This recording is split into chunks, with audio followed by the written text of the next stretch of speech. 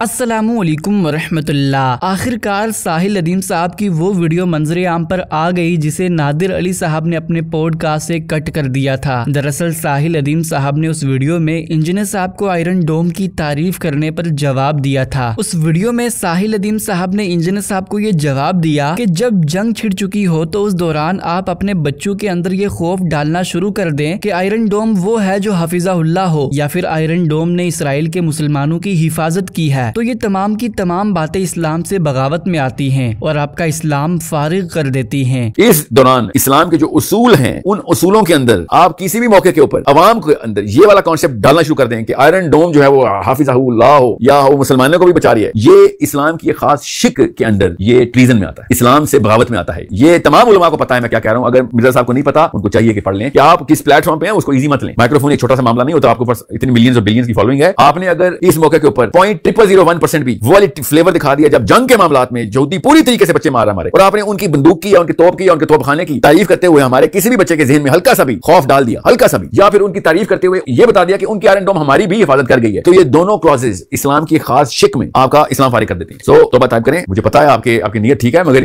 ये मसला मिसहैंडल हो सकता है, हो गया है। अगर जंग के मामला तो वो वाला इस्लाम नहीं लगता जो अमन का इस्लाम है। मजीद इसी वीडियो में साहिल अदीम साहब ने इंजीनियर साहब के फाइटर जेट वाले पॉइंट का भी रिबटल किया। साहिल अदीम साहब ने ये फरमाया कि F-35 तो क्या F-72 हो, हमारे F-16 तो क्या मैं खुद अकेला बगैर किसी बंदूक के खड़ा हूँ, तो तब पता चलेगा कि हमारे अंदर अल्लाह मौजूद था भी कि नहीं। तो F-35 क्या F-72 हो और हमारे F-16 छोड़े मैं अकेला खुद बगैर किसी बंदूक के खड़ा हूँ, तब पता चलेगा कि भैया अंदर अल्लाह मौजूद था भी कि नहीं। हमने अगर F-72 हमारे पास हो और F-35 उनके पास हो, तो फिर हमने कौन सा इस्लाम और ईमान टेस्ट किया?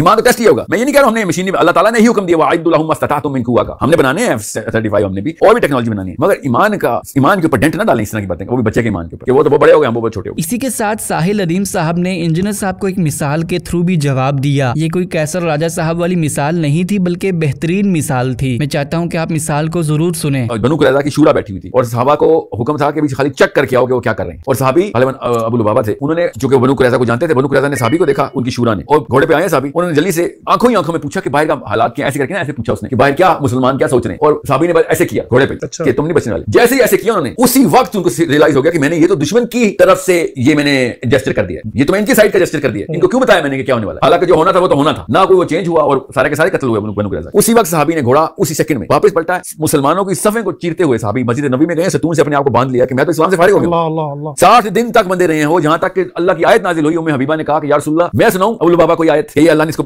आज बख्शा है। आप समझे जंग के मामलात में कितना सेंसिटिव मामला होता है, और हम आयरन डोम हाफिज़हुल्लाह बोल रहे हो और ये बता रहे हैं मुसलमानों की भी हिफाजत कर रही है, वो जो फलस्तीन के मुसलमान हैं उनकी भी नेचुरली हिफाजत कर रही है वो।